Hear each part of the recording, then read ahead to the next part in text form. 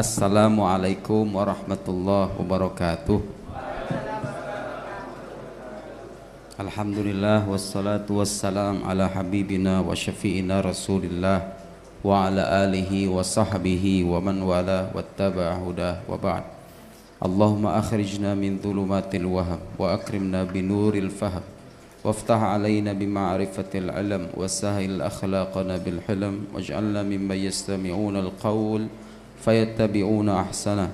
Subhanaka la ilma lana illa ma 'allamtana innaka antal alimul hakim wa la haula wa la quwwata illa billahil aliyyil azim. Allahumma 'allimna ma yanfa'una wa zidna ilma wa ba'd. Yang kami hormati pimpinan Pondok Pesantren Bahrul Ulum Kiai Haji Idris Jamaluddin beserta keluarga, para kiai, para asatiz yang tentunya tidak bisa saya sebutkan satu persatu tanpa mengurangi rasa hormat kami, para santri semuanya. Terima kasih banyak atas kesempatan yang sudah diberikan. Saya sangat senang malam ini berjumpa dengan wajah-wajah yang ceria ini. Ceria kelihatannya paling gak ceria kan? Paling gak kelihatannya ceria. Hatinya kayak gimana udah sama? Nahkum bidzawahir wallahu yatawallas sarair, gitu kan kata orang Arab. Terima kasih banyak atas kesempatan yang diberikan. Saya tinggal di Tangerang jauh, sampai tadi siang, kemudian diajak makan soto. Selesai diajak makan soto, kemudian langsung singgah di salah satu senior tambak beras ya, Ustadz Miftah. Kemudian belum sempat tidur sebetulnya, sempat memejamkan mata sedikit datang ke sini, tapi saya sungguh sangat bersemangat melihat santri-santri yang siap membawa kitab, membawa catatan. Artinya ini dengan semangat datang ke sini semuanya ya. Nah sekarang saya mau ngetes dalam arti positif ini. Jadi begini, saya nggak tahu manggilnya gimana. Biasa adik-adik apa gimana ya enaknya ya? Hah? Adik-adik? Ya usia kita nggak jauh beda sebenarnya. Adik-adik, teman-teman semuanya ya. Jadi salah satu PR anak pesantren itu sebetulnya yang saya perhatikan, anak pesantren itu kaya akan hazanah keilmuan. Saya hakul yakin nih, santri di sini itu udah melotok kitab-kitab beginian itu kan. Alfiyah, kemudian apalagi kitab-kitab dasar. Dan saya tadi mendapatkan info santri di sini itu semuanya mengkaji kitab Ummul Barahin sampai hatam. Saya tadi diberikan hadiah ini karangan Romo Kiai Ta'liqat Ummul Barahin. Artinya di pesantren ini hazanah keilmuan Islam sudah diajarkan sedemikian matang. Tapi tahu nggak PR selanjutnya apa? Ilmu-ilmu keislaman itu akan terlihat relevan, akan terlihat cocok untuk tantangan zaman kalau kita bisa menjawab model-model pemikiran sekarang ini dengan apa yang kita pelajari di turos kita yang diwariskan oleh para ulama kita. Nah jadi kadang makanya sekarang saya pengen mengajukan beberapa pertanyaan sebelum kita akan berdiskusi mengenai isi kitab Ummul Barahin. Karena kalau saya mengaji Ummul Barahin ini udah nggak perlu diaji lagi ya kan? Isi Ummul Barahin juga nggak perlu saya paparkan lagi. Yang perlu diperdalam adalah bagaimana caranya menjawab syubhat, paham ya? Syubhat itu artinya pikiran-pikiran yang menyimpang di era sekarang dengan beberapa baris dari kitab Ummul Barahin ini. Saya subhanallah teman-teman sekalian, waktu di Al-Azhar sama, kita juga problemnya tuh begitu.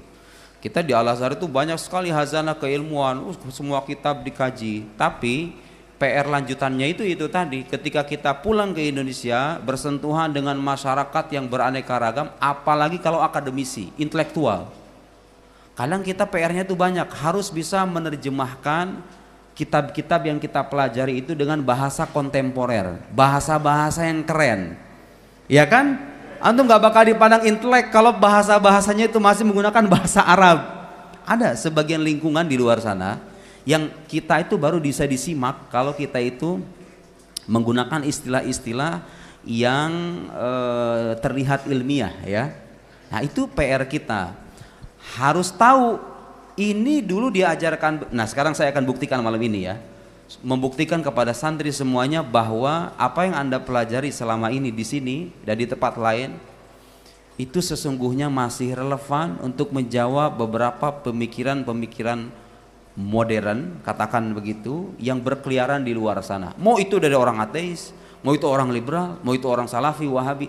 Dan saya kalau boleh memberikan saran, sebetulnya sebaiknya kita itu tidak terlalu menyibukkan diri berdebat dengan sesama muslim. Ya tentu kalau yang wahabinya datang mau gak mau harus kita bantah kan. Tapi kalau dia nggak ngajakin, nggak usah deh. Lebih baik fokuskan pikiran kita, tenaga kita itu untuk menerjemahkan pesan-pesan keislaman kepada orang luar. Itu lebih efektif. Orang-orang yang belum mengenal Islam, pengen tahu Islam apakah benar doktrin keislaman itu berbasis pada argumen atau tidak, nah, mereka yang seharusnya kita perhatikan. Oke. Teman-teman semuanya, saya mau ngetes ini salah satu ide atau pikiran yang termuat dan sering diulang-ulang oleh orang-orang ateis di luar sana. Dan antum kalau belajar ilmu tauhid yang paling dasar, asalkan paham. Ini kadang kita baca kitab itu hanya untuk sekedar hatam, kemudian selesai hatam, saya khalas ana khatamtu ummul barahin, yani ka'annaka alim fit tauhid. La. Al-khatam syai' wal faham syai'un akhar, sah? Al-khatam syai' wal faham syai'un akhar wa ta'ammuq syai'un akhar. Jadi orang hatam baca kitab itu enggak selamanya paham. Orang yang paham pun enggak selamanya mendalam pemahamannya, ya kan? Saya masih ingat dan tolong ini nasihat dipegang baik-baik. Abbas al-Aqad, seorang intelektual Mesir terkenal. Dia pernah bilang, kalau kita terjemahkan ya, membaca satu kitab 3 kali itu lebih baik ketimbang membaca 3 kitab 1 kali. Taqra kitaban wahidan 3 marrat khair min an taqra 3 kutub marrah wahidah. Apa itu pesannya? Saudara-saudara sekalian, sekarang sebagian santri itu kadang-kadang merasa hebat, merasa bangga ketika menghatamkan kitab-kitab tebal, betul? Jangan salah, Anda menghatamkan kitab di sini Ummul Barahin ini. Ummul Barahin ini kalau Anda paham sampai jeroannya, sampai relung-relung terdalamnya, mawara'an nusus ya, apa yang ada di balik teks Ummul Barahin itu.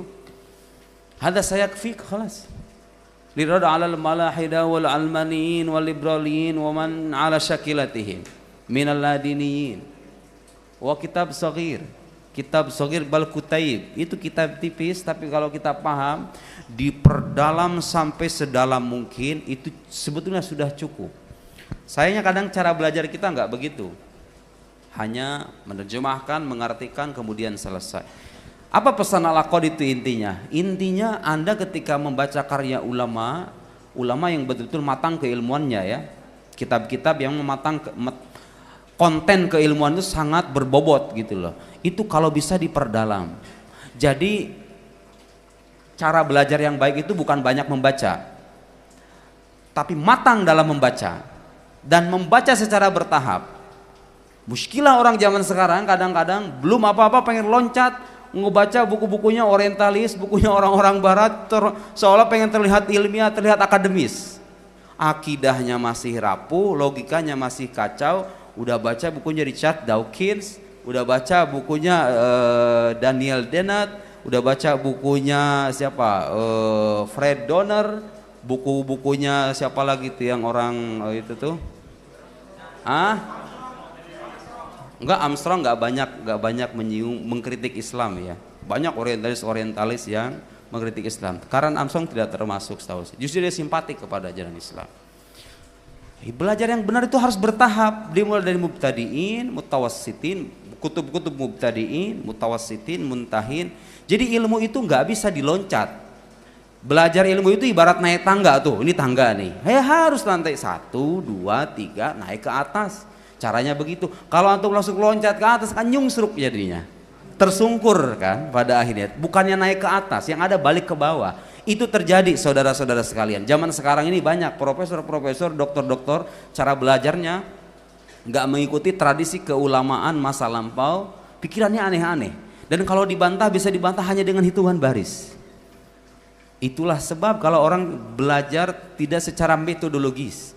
Nah, untungnya pesantren itu mengajarkan ilmu keislaman secara bertahap, tadarruj, secara gradual. Tapi problemnya sekali lagi, kadang-kadang kita nggak tahu nih kegunaan ilmu ini apa. Nah, saya sekarang mau ngetes yang bisa jawab ya. Ini mudah sekali. Tapi kadang-kadang yang mudah-mudah pun karena kita nggak terbiasa, kita gaulnya sama orang muslim aja. Kita bergaulnya dengan orang muslim, nggak bersentuhan dengan kitabnya orientalis, buku-bukunya orang-orang barat. Kadang-kadang kita nggak paham tuh gimana cara jawabnya. Tahu di antara salah satu kritikan atau katakan pandangan orang-orang ateis, kalau mereka nggak percaya Tuhan, mereka tuh suka bilang begini. Saya bacain dari Imam min a'immatil malahidah fil alamil gharbi, ya. Ini apa, tokoh ateis militan di barat namanya Richard Dawkins. Saya nggak tahu santri saya baca begituan nggak? Ya jangan dibaca kalau belum bisa. Baca buku beginian kalau belum mempelajari logika, belum mempelajari akidah, akidahnya belum matang, logikanya masih kacau. Itu saya sering mengilustrasikan kayak orang belum bisa nyetir udah masuk ke jalan tol. Ya begitulah nasibnya. Masih kencing belum lurus pengen segera kawin, kan repot. Lurusin dulu, kawin nanti bisa jadi dulu belakangan. Lihat, jadi penting ini ya, mendalami keilmuan keislaman secara bertahap itu penting. Dalam salah satu bukunya Richard Dawkins, lihat, yang bisa jawab ngasih jawabannya harus logis. Ingat ya, Anda nanti kalau ketika keluar pesantren bersentuhan dengan orang-orang yang beragam itu, kalau ngasih jawaban yang masuk akal. Enggak bisa dengan qala Allah Ta'ala fil Qur'anil Karim fa'lam annahu la ilaha illallah ya akhi. La ilaha illallah. Anta kafir wa anta mulhid anta finnar ya salah. Ulazim bil burhanil aqli. Jadi banyak orang enggak percaya teks suci. Satu-satunya cara memuaskan mereka harus dengan logika dan rasionalitas, harus dengan logika. Kata Richard Dawkins, di sini saya yakin ada yang bisa bahasa Inggris kan? Banyaklah, ya, little. Do you believe in God? Nih dengerin, yang bisa jawab saya kasih buku. Ini gampang loh, cara jawabnya gampang. Nanti bertahap ya. Ada yang gampang, ada yang kira-kira menengah, ada yang kira-kira susah. Richard Dawkins di bukunya judulnya Outgrowing God. Saya dulu baca buku ini waktu pulang dari Mesir. Dari Mesir saya gak baca buku beginian. Pas pulang ke Indonesia iseng-iseng aja. Ternyata apa yang dulu kita pelajari di Al-Azhar itu sampai sekarang masih cocok ya. Gak ada istilah kuno itu. Itu kitab-kitab kuning, kelihatannya kuning. Tapi kalau antum pahami isi dalamannya, mutiara semua itu isinya itu. Saya nggak bohong, serius. Ana aqul hadza an mil'il fam bikulli qana'ah wa bikulli sidq. Dengan seluruh kejujuran saya mengatakan ini betul-betul menyaksikan sendiri. Dulu diajarkan sama guru saya di Al-Azhar begini. Pernah dengar nggak